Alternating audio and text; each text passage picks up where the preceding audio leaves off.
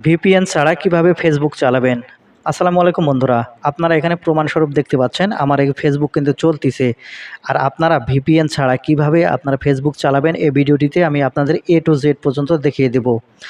আপনারা অনেকেই জানেন যে ফেসবুক বর্তমান চালানো যাচ্ছে না, কিন্তু যাদের ফেসবুক চালানোর প্রয়োজন তারা কিন্তু চালাচ্ছে। আর কিভাবে আপনারাও চালাবেন এই ভিডিওটিতে থেকে আপনারা খুব সহজেই জানতে পারবেন।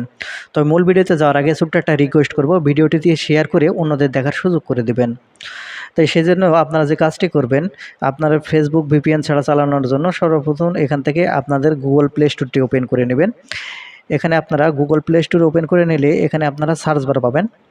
আপনারা এখানে এই সার্চ বারে ক্লিক করার পর এখানে আপনারা অপেরা মিনি লিখে সার্চ করবেন, কারণ অপেরা মিনি ব্রাউজারের মাধ্যমে আপনাদের এই ফেসবুকটি ওপেন করতে হবে।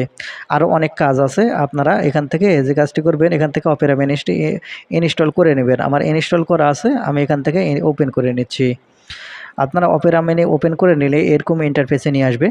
এখানে আপনারা দেখতে পাচ্ছেন যেরকমভাবে চেকিং হচ্ছে, সবগুলো চেকিং হবে। চেকিং হয়ে গেলে এখানের দিকে নিচের দিকে লক্ষ্য করলে নিচের দিকে আপনারা অ্যালাও বাটন পাবেন। আপনারা এখন এখান থেকেই অ্যালাও বাটনের উপর ট্যাপ করবেন।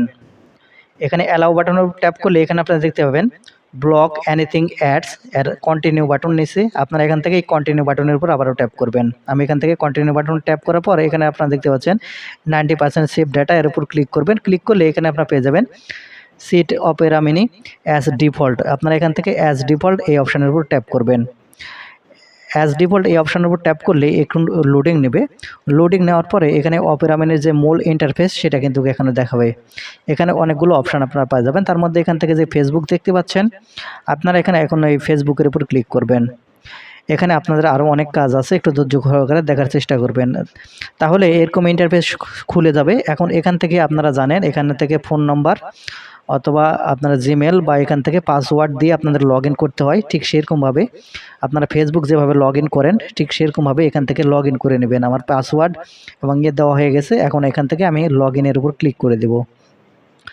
আপনারা এখান থেকে লগইন বাটনের উপর ক্লিক করার সাথে সাথে একটু লোডিং নেবে।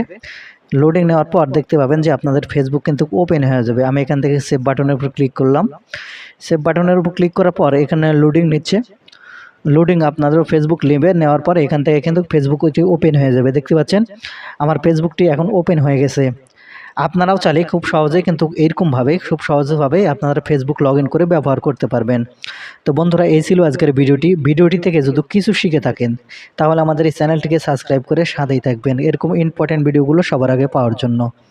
ধন্যবাদ ভিডিওটি দেখার জন্য। দেখা হবে নতুন কোনো একটি ভিডিওতে। সে পর্যন্ত সবাই ভালো থাকবেন আর চ্যানেলটিকে সাবস্ক্রাইব করে সাথেই থাকবেন।